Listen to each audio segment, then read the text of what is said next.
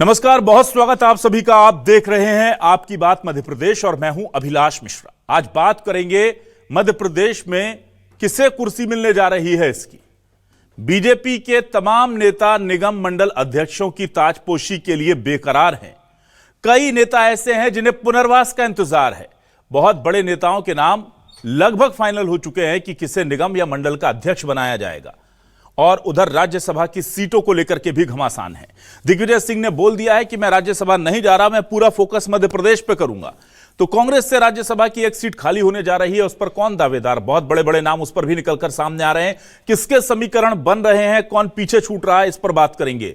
और बात करेंगे बीजेपी के राज्यसभा सीट के लिए जो आने वाले वक्त में खाली होने जा रही है कुछ महीने बाद, उसके लिए भी रस्साकशी चल रही है। अब ऐसे में बहुत बम्पर मौके मिलने वाले हैं। सीधे तौर पर कह दीजिए कि वैकेंसी आ रही है नेताओं के लिए बहुत सारी। निगम मंडल अध्यक्ष कौन खास किसका यह कुर्सी पाएगा, कौन जिम्मेदारी लेगा, कौन पीछे छूट जाएगा, बहुत सारे सवाल हैं। बीजेपी और कांग्रेस दोनों में ही अब आपको नाम भी बताएंगे कि किस किस के नाम किस सीट के लिए चल रहे हैं। राज्यसभा सीट के लिए किसका नाम है या फिर निगम मंडल अध्यक्ष के लिए किसका नाम है। समीकरण भी बताएंगे कि क्यों नाम चल रहा है। इसी मुद्दे पर आज शुरू करते हैं आपकी बात।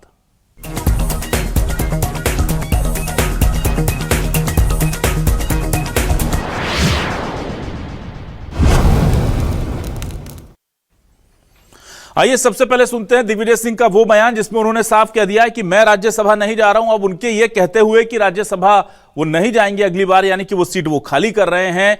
अब चाहे वो प्रदीप अहिरवार हो या दूसरे नेता, उन लोगों ने तमाम तरह के दावे ठोक दिए हैं उस राज्यसभा की सीट पर। पहले दिग्विजय सिंह का बयान सुनिए।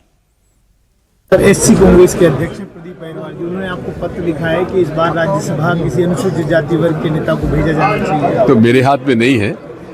इतना जरूर मैं कह दूं कि मैं अपनी सीट खाली कर रहा हूं। सर, एससी कांग्रेस के अध्यक्ष प्रदीप अहिरवार जी, उन्होंने आपको पत्र लिखा है कि इस बार राज्यसभा किसी अनुसूचित जाति वर्ग के नेता को भेजा जाना चाहिए। तो मेरे हाथ में नहीं है। इतना जरूर मैं कह दूं कि मैं अपनी सीट खाली कर रहा हूं।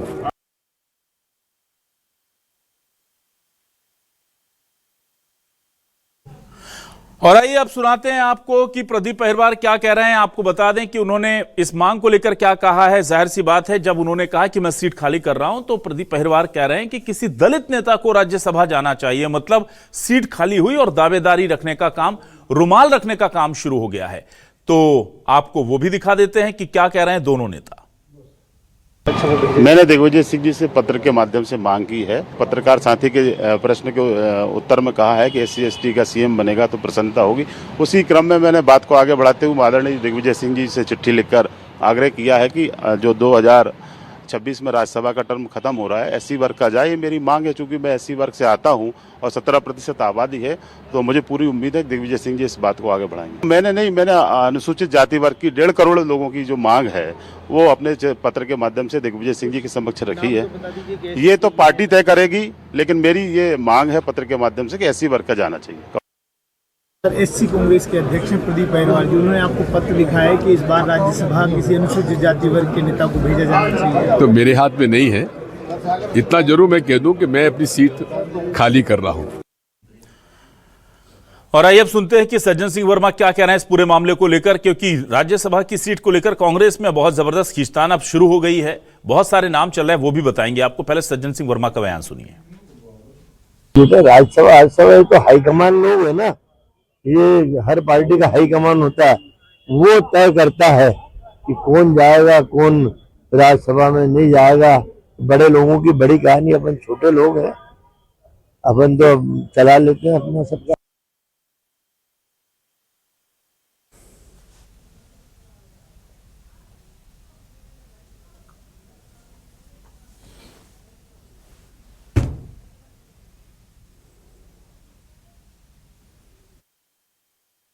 दलित विरोध हो, अंबेडकर विरोध हो, वो कहां से इनके साथ अन्याय करेगी। ये तो वो हैं जिन्होंने स्वयं बाबा साहब अंबेडकर के खिलाफ प्रचार किया। और इसलिए जब ये कहते हैं मंच से कि 15 महीने की सरकार में दलित एजेंडा फेल हुआ, तो मैं याद दिलाना चाहता हूं कि 15 महीने की सरकार में नहीं, 50 सालों की सरकार में आज तक कांग्रेस ने कभी इस वर्ग के साथ न्याय नहीं किया। जब जब ये सत्ता से जाते हैं तो सिर्फ वोट बैंक के लिए और अपनी सत्ता की प्राप्ति के लिए इस वर्ग की बात करते हैं। जब सत्ता में आते हैं तो सिर्फ परिवारवाद और भ्रष्टाचार ही नजर आता है। मध्य प्रदेश में भारतीय जनता पार्टी की सरकार के गठन को 2 साल पूरे हो चुके हैं। उन 2 सालों में सरकार इतनी आपाधापी में फंसी हुई है, इतनी गुटबाजी में फंसी हुई है, आयत नेताओं के प्रेशर में फंसी हुई है, निचले स्तर तक गुटबाजी है। उस गुटबाजी के चलते निगम मंडल के पर फैसला नहीं ले पा रहे हैं, किसको बनाए किसको ना बनाए, और इसमें खूब सब तरह की व्यवस्थाएं चल रही हैं। उन व्यवस्थाओं के चलते माननीय मुख्यमंत्री महोदय और उनका परिवार जुटा हुआ है कि कहीं से वो सब सारी पूर्तियां हो। मैं ये समझता हूं भारतीय जनता पार्टी पिछले 20-22 सालों के आज इस दौर पर पहुंच गई है कि भारतीय जनता पार्टी अपने फैसले नहीं ले पा रही। और आइए अब देखते हैं सवाल क्या है। सवाल लेकर आ रहे हैं आपके टेलीविजन स्क्रीन पर। ये रहे हमारे सवाल आपके सामने। एमपी में निगम मंडलों के अध्यक्ष के नाम तय, कौन रहेगा खाली हाथ, किससे मिलेगी विजय? शिवराज के खास पाएंगे मौका, भदौरिया, उमाशंकर, इमरती, नरोत्तम का पुनर्वास होगा।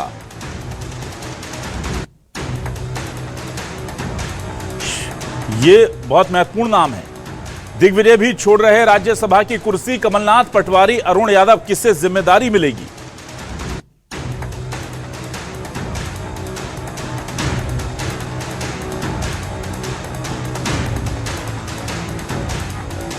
एमपी में निगम मंडल के अध्यक्ष के प्रस्तावित लिस्ट पर बवाल, दिग्विजय की राज्यसभा सीट पर किसने रखा रुमाल? अभी खाली कर की ही है और उस पर बोल दिया गया है कि भाई ये व्यक्ति चाहिए हमें, और ये तो वो है जो खुलकर बोला गया है। अंदर खाने तो बहुत कुछ चल रहा है, और उस अंदर खाने के पीछे की कहानी क्या है वो भी आपको बताएंगे, और कौन कौन दावेदार हैं ये भी सुनाएंगे, और उसके पीछे जो एक बड़ी जिम्मेदारी देने की बात कही जा रही है। राज्यसभा में बीजेपी के दावेदार कौन से, जरा ग्राफिक्स एक बार दिखा दीजिए जरा, मैं चाहता हूं। ये देखिए, राज्यसभा में कांग्रेस के दावेदार नकुलनाथ, कमलेश्वर पटेल। राज्यसभा में बीजेपी के दावेदार अरविंद भदौरिया, रामनिवास रावत, नरोत्तम मिश्रा। नकुलनाथ, कमलेश्वर पटेल, अरुण यादव ये कांग्रेस के दावेदार हैं। सज्जन सिंह वर्मा, मीनाक्षी नटराजन, प्रदीप अहिरवार, जिन्होंने कहा भाई दलित व्यक्ति को राज्यसभा जाना चाहिए, उन्हें लगता है कि ऐसा करने से शायद उनकी दावेदारी बढ़ जाएगी।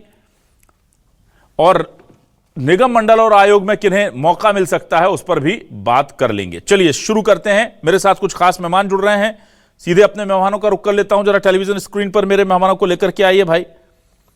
मेरे साथ आज संतोष सिंह परिहार जी जुड़ गए हैं, बहुत स्वागत करूंगा उनका, कांग्रेस से वरिष्ठ नेता प्रवक्ता। हमारे साथ आज बीजेपी से शिवम शुक्ला जुड़ गए हैं प्रवक्ता के तौर पर, बहुत स्वागत करता हूं शिवम आपका भी।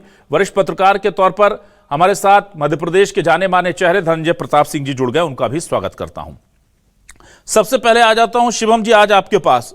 शिवम जी, बड़ा लंबा इंतजार हो रहा है, अब कब टीम बना रहे हैं? और ये कहा जा रहा है कि इस बार शायद शिवराज जी के समय के जो लोग थे, जो इस वक्त खुद को सियासी वनवास के तौर पर देख रहे हैं, उनका पुनर्वास हो जाएगा, बड़ी उम्मीदें हैं।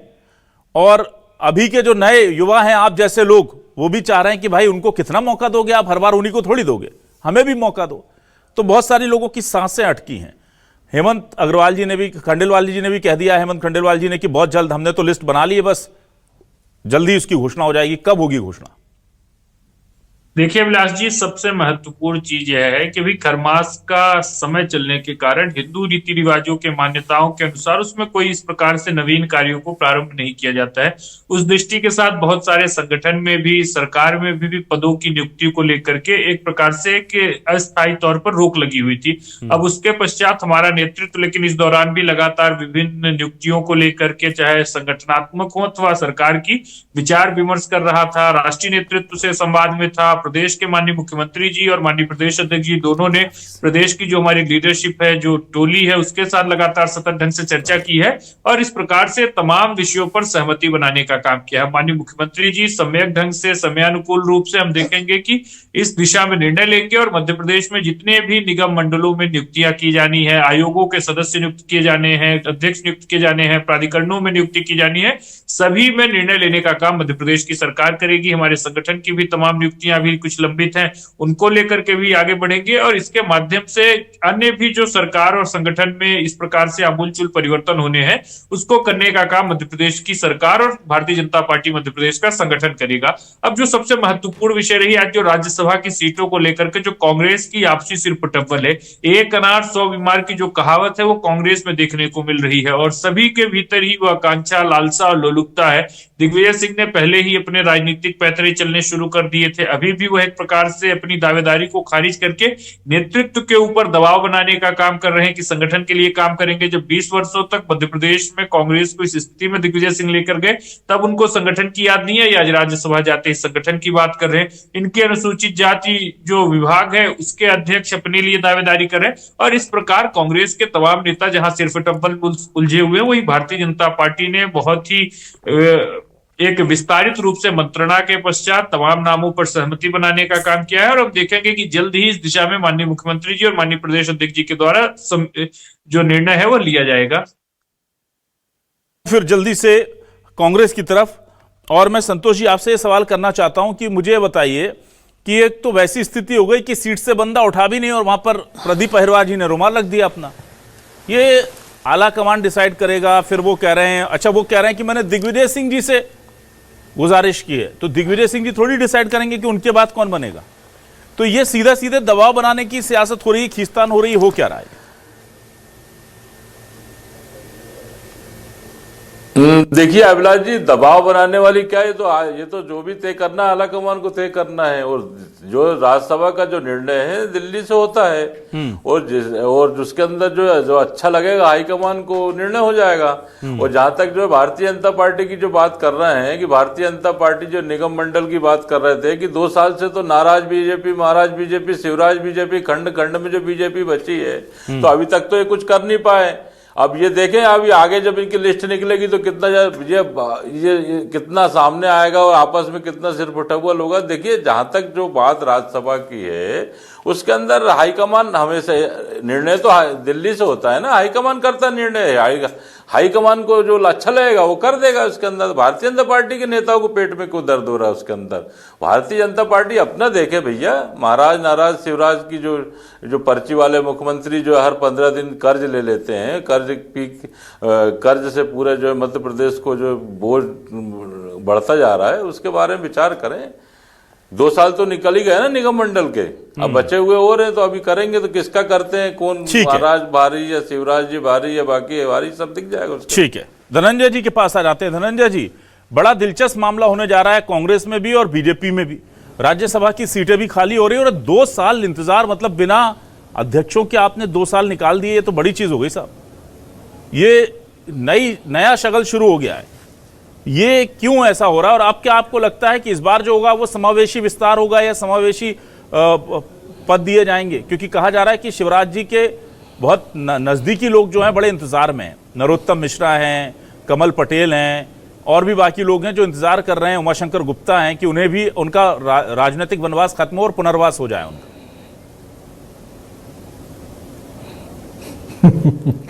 अभिलाष जी, कम से कम क्या है, लोगों को राहत देने वाली खबर तो आप दे रहे हैं, लेकिन मुझे लगता नहीं है कि ऐसा होगा। देखिए, निगम मंडलों में नियुक्तियां तो होना है। सरकार 2 साल का काम, 2 साल सरकार के कामकाज का पूरा हो गया है, तीसरा साल शुरू भी हो गया है। और जैसा कि अभी हमारे शिवम जी बता ही रहे थे कि खरमास के कारण मामला अभी तक के टला है, तो मुझे लगता है कि हो सकता है 2-4-6 दिन और टल जाए मामला, क्योंकि अभी SIR को भाजपा ने बहुत प्राथमिकता से लिया हुआ है और SIR का दूसरा चरण शायद 22 तारीख तक चलेगा। तो हो सकता है इस बीच निगम मंडलों की नियुक्तियां शुरू हो जाए। लेकिन जहां तक कि आपने कहा कि किसका पुनर्वास होगा, तो मुझे लगता है, देखिए अभी 2 सीट खाली हो रही हैं भाजपा की, 3 सीट खाली हो रही है, जिसमें 1 दिग्विजय की खाली हो रही है, 2 भाजपा की खाली हो रही है। हाँ। 2 में से हम देखें कि 1 सीट पर सुमेर सिंह सोलंकी हैं और सुमेर सिंह सोलंकी आदिवासी नेता हैं। पहली बार वो राज्यसभा भेजे गए े 2020 में। तो आप ये मान के चलिए कि उनको अभी पार्टी दूसरा अवसर तो देगी ही। और रही बात दूसरी सीट की, तो दूसरी साइड आपको याद होगा 2020 में दूसरी सीट से ज्योतिरादित्य सिंधिया राज्यसभा गए थे। बाद में जब 2024 में वो लोकसभा चुनाव जीत गए तो उनकी जगह जॉर्ज कुरियन, जो केंद्रीय मंत्री अल्पसंख्यक मामलों के, उनको मध्य प्रदेश से राज्यसभा भेजा गया था 2024 में। तो अभी ये मान के चलिए कि जॉर्ज कुरियन की जगह क्या कोई मध्य प्रदेश से नेता भेजा जाएगा या उन्हीं को कंटिन्यू रखा जाएगा, ये एक बड़ा सवाल है। और मुझे लगता है इसका फैसला जो है केंद्रीय नेतृत्व ही लेगा, और संभावना इस बात की ज्यादा है कि या तो कुरियन वहां रिपीट होंगे या कोई बाहर का नेता रिपीट होगा। अब रही बात कांग्रेस की, आपने सवाल किया दिग्विजय सिंह का। जी, तो देखिए दिग्विजय सिंह अपने 2 कार्यकाल राज्यसभा के पूरे कर चुके हैं और उन्होंने बोल ही दिया है कि मैं तीसरा कार्यकाल के लिए इंटरेस्टेड नहीं हूं। अब सवाल यह है कि कांग्रेस में तो जैसा अभी बात चल रही थी कि वाकई में दावेदार तो बहुत सारे हैं, लेकिन मुझे ऐसा लगता है कि इस बार थोड़ा सा कांग्रेस अपनी रणनीति में बदलाव करेगी। और संभावना अगर हम देखें ओबीसी के फैक्टर से, तो पिछले बार जो अशोक सिंह को राज्यसभा में 2020 में अभी राज्यसभा में भेजा था, तो अशोक सिंह यादव को, ग्वालियर वाले, तो ओबीसी को भेज चुकी है। तो मुझे लगता है कि इस बार हो सकता है कांग्रेस किसी महिला पे दाव लगाए। और महिला के नाते अगर हम देखे जाए तो हमको लगता है मीनाक्षी नटराजन का दावा इस बार मजबूत बन रहा है। और तीसरी चीज है कि देखिए कांग्रेस नेतृत्व भी यहाँ चेक एंड बैलेंस की स्थिति बनाना चाहेगा। जी, जीतू पटवारी प्रदेश अध्यक्ष ऑलरेडी है ही, उमंग सिंगार नेता प्रतिपक्ष हैं, तो दोनों को बैलेंस करने के लिए हो सकता है मीनाक्षी नटराजन को इस बार राज्यसभा का मौका कांग्रेस दे सकती है, ऐसा मेरा व्यक्तिगत मानना है। ठीक है, ठीक है, मैं वापस आ जाता हूं जल्दी से शिवम आपके पास। शिवम, देखिए कहा जा रहा है कि 2 साल आप लोगों ने निगम मंडल अध्यक्षों की बिना नियुक्ति के, सदस्यों की बिना नियुक्ति के निकाल दिए, तो अब करना ही क्यों है? आम जनता ये सवाल करती है सीधे कि भाई जब 2 साल काम चल सकता है और 2 साल में आप रिकॉर्ड तोड़ विकास कर सकते हैं, या हम नहीं कहते, आप कहते हैं कि 2 साल में आपने जो किया वो ऐतिहासिक है, अभूतपूर्व है, अकल्पनीय है, अविश्वसनीय है, तो फिर अब जरूरत क्या है? क्यों हम पैसे खर्च करें जनता के? भाई इतने सारे लोगों की ताजपोशी आप कर देंगे। तो जब 2 साल में आपको लगता है कि इनके बिना विकास हो सकता है, तीसरे साल में आके अचानक से क्यों इनकी ताजपोशी होनी है? अभिलाष जी, सबसे महत्वपूर्ण चीज है कि हमारी सरकार को 2 वर्ष पूर्ण हुए।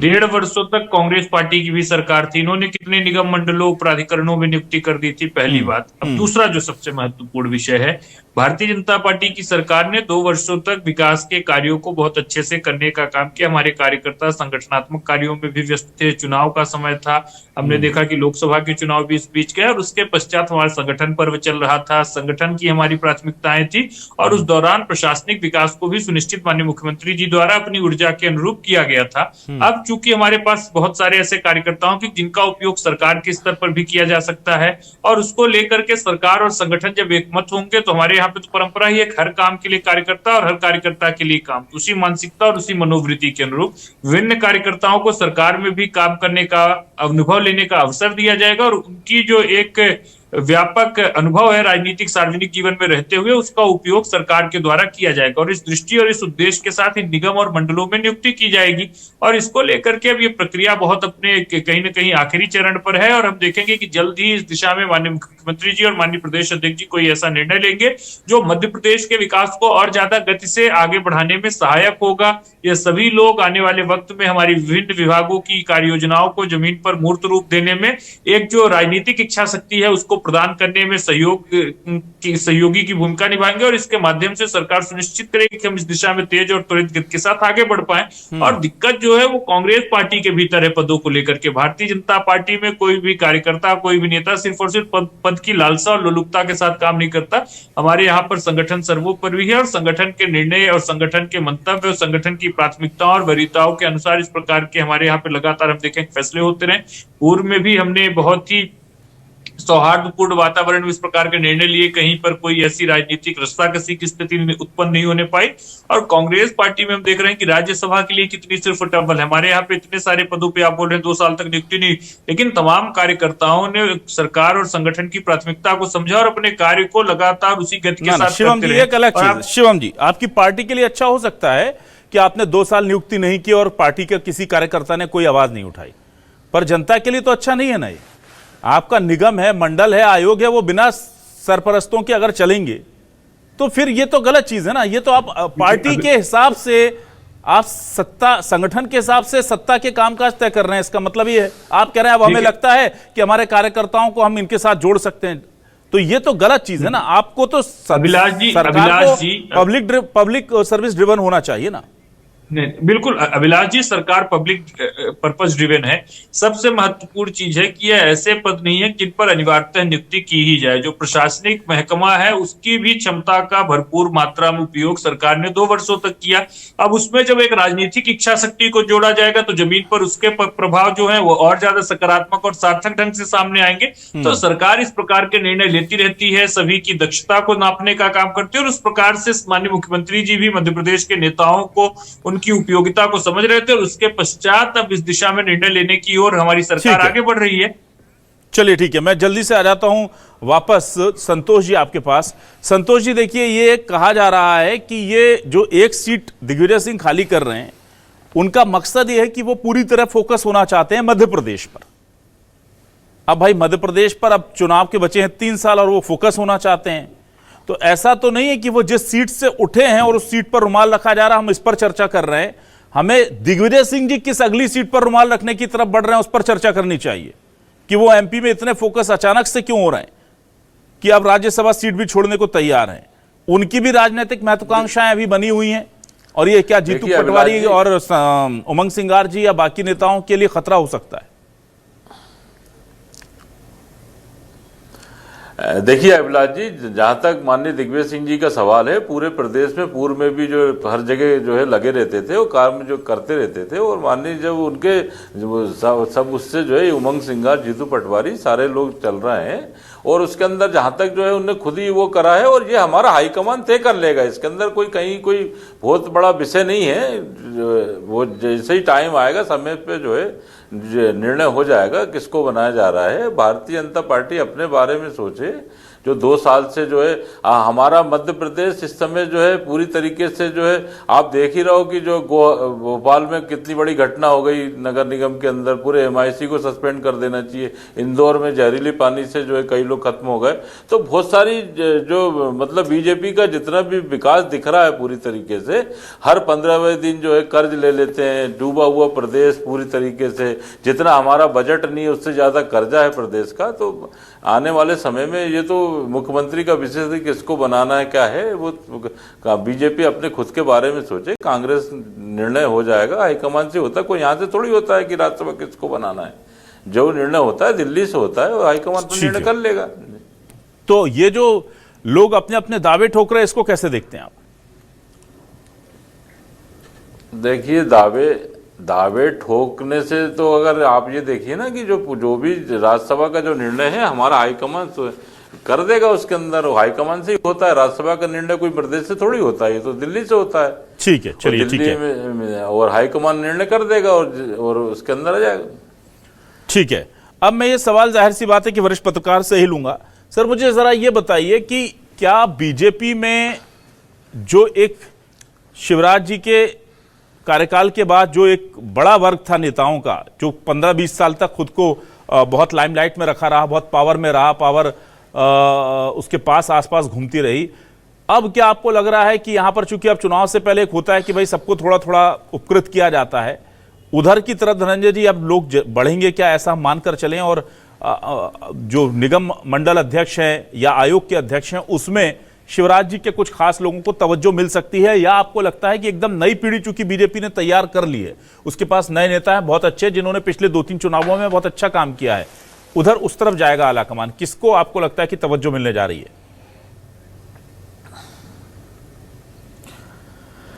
अभिलाष देखिए कि मुझे लगता है कि देखिए जो लंबे समय से बड़े पदों पर बने हुए हैं, हो सकता है पार्टी उनसे इस बार किनारा करे। इस बार देखिए कैबिनेट में भी बहुत सारे नए चेहरे आ गए हैं, इसीलिए कैबिनेट के जो असली दावेदार हैं वो बहुत सारे देखिए कैबिनेट से बाहर हैं। जयंत मलैया लंबे समय तक मंत्री रहे, 2003 से लेकर के 18 तक मंत्री रहे, तो जाहिर सी बात है कि वो मंत्री नहीं है।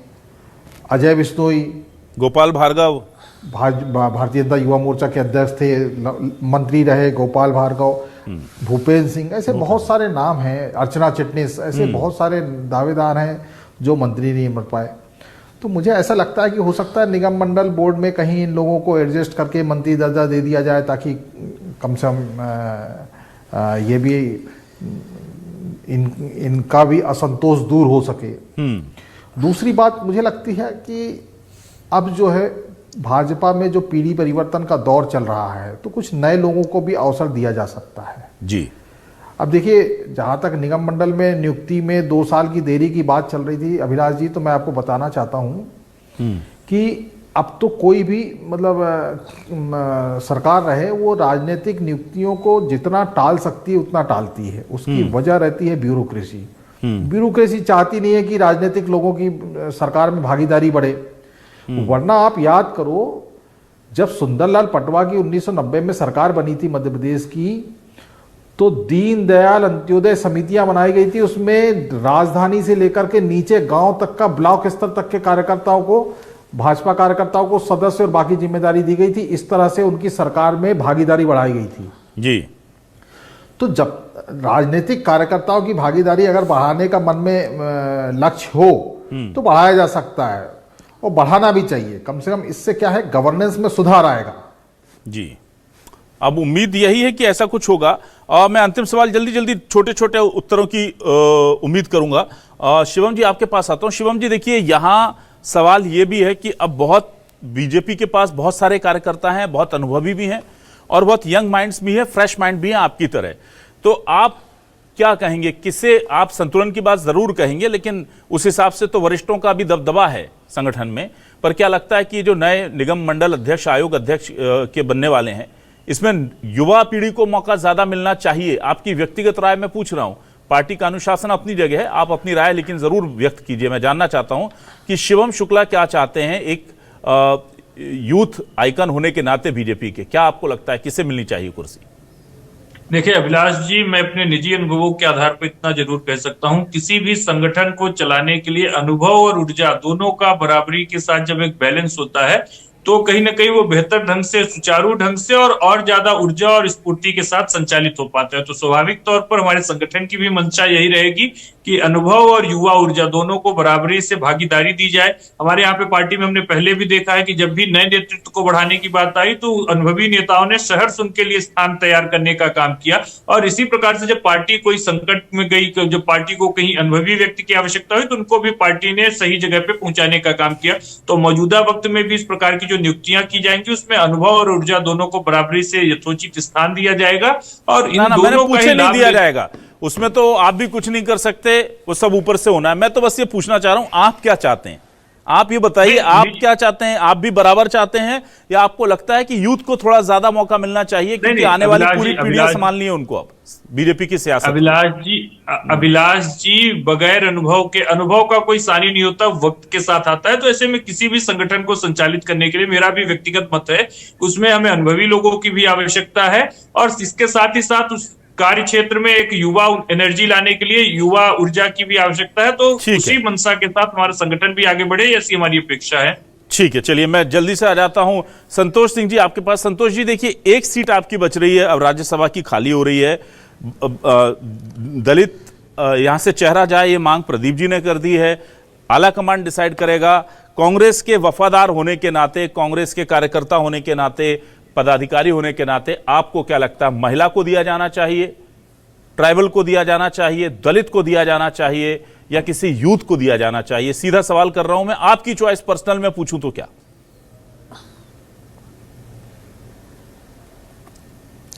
देखिए अभिलाष जी, जो भी बेस्ट होगा वो जो है हाईकमान हमारा तय कर लेगा, और अच्छे से अच्छे जो कैंडिडेट डिक्लेयर होगा उसके अंदर कहीं ऐसा कोई वो नहीं है। और मेरा ऐसा मानना है कि बहुत जो सब जितने भी वो चल रहा है, जो सबसे अच्छा डिसीजन होगा वो हाईकमान तय कर लेगा। धनंजय जी, लोकतंत्र की दुहाई देने वाली कांग्रेस के लोग भी अपने मन की बात सार्वजनिक तौर पर नहीं रख पाते, मैंने स्पष्ट पूछा। और बीजेपी जो संविधान को बचाने की बात करती है, बदलाव करके उसको और बेहतर बनाने की बात करती है, उसमें भी तो मैं बस ये जानना चाहता हूं कि पार्टियां तो कहती कि हम कार्यकर्ताओं से पूछ के काम करते हैं, कार्यकर्ता कहते हैं आला कमान सब तय करता है। ये जो दोनों एक दूसरे को टिक टिक करते रहते हैं बॉल, ये असलियत क्या है? कार्यकर्ता की बिल्कुल नहीं चलती, कम से कम ऐसी नियुक्ति में राज्यसभा हो गया, निगम हो गया, मंडल हो गया, ये सिर्फ ऊपर से ही आनी है, जो होना है सब पैराशूट लैंडिंग ही होगी।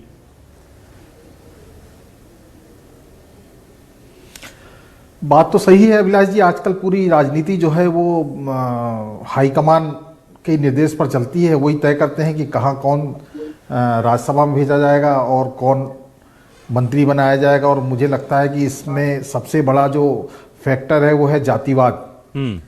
आजकल हर पॉलिटिकल का पार्टी का हाईकमान ये देखता है कि हमने किस किस जाति को प्रतिनिधित्व दे दिया, किसको बचा है, किसका वोट बैंक ज़्यादा है, ओबीसी को एडजस्ट करें, एसटी एससी को एडजस्ट करें, किसको भेजना ज़्यादा ठीक होगा। वो पूरे वही गणित होता है जो, और उसी शुभ लाभ को देख करके राजनीतिक पार्टी निर्णय लेती है, हाईकमान निर्णय लेता है कि किसको भेजना उचित रहेगा। बड़ी अच्छी बात आपने अंतिम में कही कि आपका अनुभव, आपकी वफादारी, आपका काम, आपका बाकी तमाम चीजें अपनी जगह है, लेकिन जो कास्ट फैक्टर है जिसके खिलाफ कांग्रेस भी है पिछले 70-80 सालों से, जातिवाद खत्म करना चाहती है, और जिस जातिवाद को तोड़कर बीजेपी नए देश का निर्माण करना चाहती है। दोनों पार्टियां जब पद बांटती हैं, टिकट बांटती हैं, तो सिर्फ सबसे बड़ा जो फैक्टर होता है वो जाति ही होता है। सियासत का यही प्यारा सा तरीका होता है कि बोलिए कुछ, करिए कुछ, पर ठीक है, ये पार्टियों का अपना आंतरिक डिसीजन है। पर अब देखना है कि क्या वाकई में जो बाहर बैठे हुए हैं सत्ता की लालसा में बहुत दिनों से, उन्हें वापस कुर्सी मिलेगी या फिर कुछ नए लोगों की लॉटरी लगेगी। दिग्विजय सिंह जी की कुर्सी किधर जाएगी? और दिग्विजय सिंह जी जब मध्य प्रदेश में फोकस हो रहे हैं, कंसंट्रेटेड हो रहे हैं, तो फिर क्या वो दूसरे नेताओं के कांग्रेस की उनकी धड़कनें बढ़ाने जा रहे हैं? बहुत सारे सवालों के जवाब मिलेंगे वक्त के साथ। फिलहाल इतना ही इस डिबेट में। शुक्रिया अदा करूंगा हमारे तीनों मेहमानों का, दर्शकों का भी बहुत शुक्रिया। नमस्कार।